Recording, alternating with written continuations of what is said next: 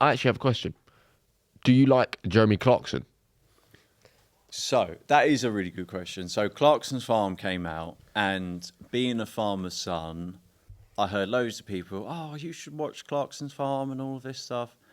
And, you know, maybe a bit of arrogance. I kind of thought I don't need to watch it because I know the industry. And I grew up on Top Gear, had a lot of time for Clarkson, but there was a bit of tomfoolery and it was a little bit, you know, over the top sometimes with some of the stunts. And for me, as I said earlier, the farm and farming to me is such an important sector in the world, a sector that doesn't get enough coverage. That I thought, I don't want someone coming in doing silly stunts, making it a bit slapstick and undermining the value of farmers. So I spoke to a few other people and they were like, no, it's not like that. And it was only when my dad said, he was like, I watched Clarkson's Farm, so it was a very good watch. And that to me is you know, the Gospel. Godfather giving you his blessing. So I thought, okay, I'll watch it.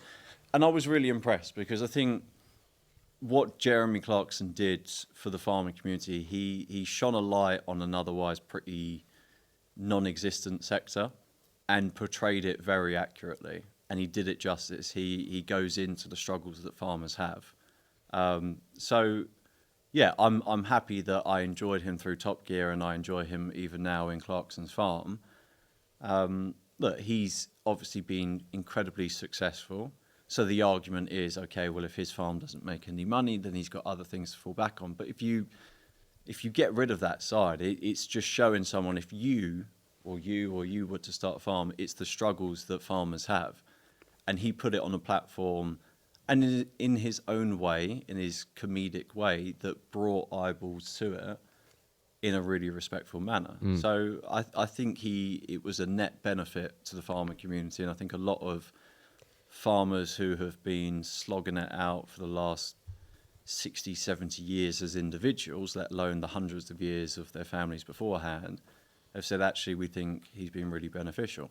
I think he's given a platform, not just in the context of the show, but the political world at the moment. I mean, it's getting more coverage, the protest, because people like Clarkson Have you seen it? are getting involved. Yeah. I mean, how do you see that? Clearly, Stretton's is one thing, your wife's one thing, but you said the farm follows suit. With what's going on at the moment, how does that impact your family as farmers for the next 5, 10, 20 years? Yeah, it is a seismic shift that caught a lot of people unaware. So the background was always that if it was farms would be exempt from inheritance tax. Mm-hmm. Now they have exemption up to a certain figure, and then they get taxed thereafter. And I think I have the ability to separate it in my head if I look at it from the general public, or actually as the Labour government. I think it was a really savvy move, because if you walk down the street, I mean, we're in Tottenham here now, but if you walk down the street in Shoreditch, wherever within London, and say, do you know a farmer? And you go, no. Do you care about farmers? No, not really. Farmers get the first, I forget if it's £1 million or £2 million worth tax-free. People go, well, it's £1 million.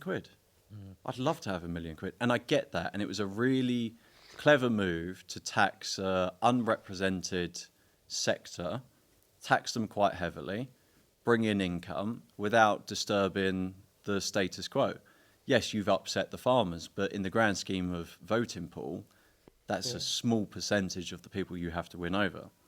So what they've done is they've been able to bring in huge amount of taxes in the future, potentially, to a very small population of people where the wider population don't really have any sympathy for them.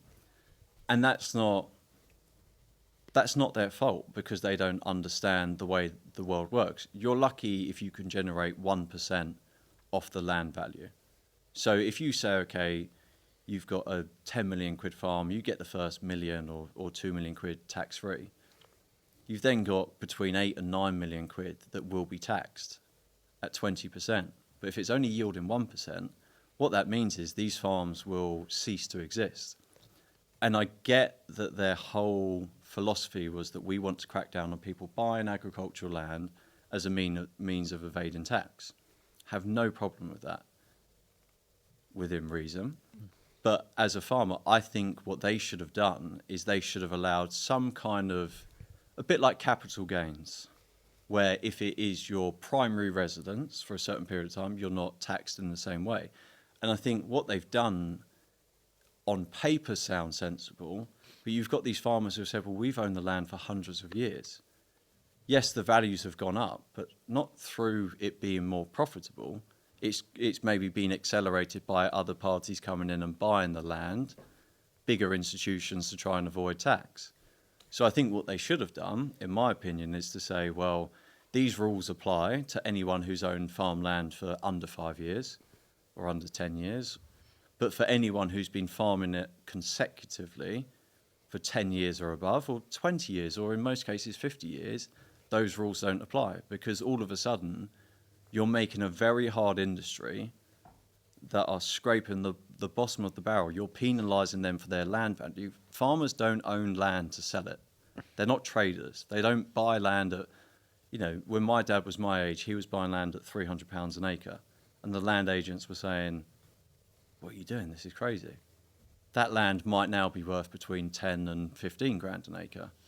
But it was never to flip it. It was, we're buying it for our own business purposes so that we can grow more crops, so that we can feed the country, feed elements of the world who want a lot of the beans we grow go out to Egypt and stuff like this. It was never a savvy financial investment.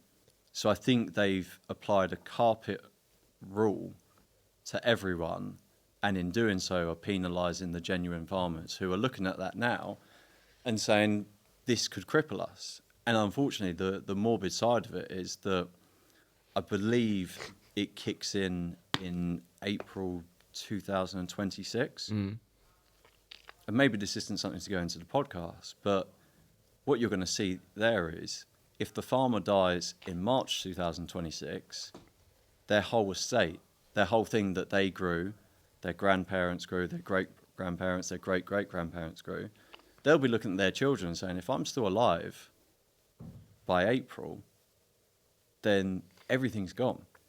And there is a joke, there's an Irish comedian who says you're going to see a lot of workplace accidents taking place. Farming has the highest suicide rate out of any other industry.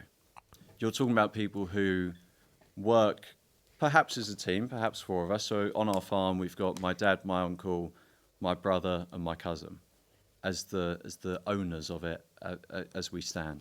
Take me and my other cousin out of it. Well, that's 4 people who are generating, a fairly modest amount of income. And if that rule comes into place, which is what is due to happen, it changes everything. Then you've got to pay off land taxes. And yeah, there's arguments, you can pay it off over 10 years. But if you pay off a £5 million bill over 10 years, 500 grand a year, if the farm's bringing in 100 grand on a good year, it means it's not sustainable. So you'll see a breakup, and farms work best over economies of scale. Every farmer can't afford a combine that's worth 400 grand. So the way it works is if you've got a substantial bit of land, then it starts to become slightly more efficient because you can amortize that cost over a greater area. But with these changes that are being suggested, it's going to have such a big impact. And I do worry about the farmers who are maybe 70, 80 and say, well, if I'm still alive in a year's time, it all goes. Because how else do you pay off the tax? You sell the land. And then what will happen is that because loads of people are selling off the land prices will come down. Yeah. So you won't get as much money for the land, which means you have to sell off everything to pay off the tax bill.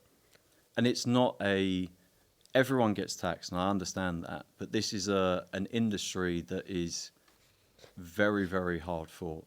It's a lifestyle more than a job. It's 17-hour days. And this goes back to the point of the suicide rate. You've got 4 people working as a team, but they work as individuals. So when I was growing up on the farm, when I came back from university and it's harvest time, you'd be doing 17-hour days for 3, 4, 5, maybe 6 weeks at a time. You stick yourself in this room by yourself for 17 hours. Fuck that. So what they're doing is they're pushing people who are already, and the statistics prove it, based on the suicide rates, you're pushing people who are already hard pressed, Tipping them over the edge. and Into a presenting them with a very difficult position. If you're the son of a farmer and it's been in the family for 200 years, what do you want to do? Well, the whole thing is that we preserve it and we pass it on. I think whenever politics gets involved in any sector, we spoke about the use class change in 2020, different government. I mean, we can speak for hours about planning and the state that the planning system's in. It's always difficult when any politician Yeah, wants fully. to, be it tax, be it planning, be it use class system, there's always going to be counter arguments. But I mean, from we see, we're not farmers. We don't know that sector inside out, but there's certainly plenty of exposure around it at the moment, and hopefully, I don't think it matters if it's Conservative or Labour. No. I think the economy is getting worse, the rich are getting richer, the poor are getting poorer, gaps getting bigger. Yeah. I don't see anything changing. No. Really tough. yeah, really tough.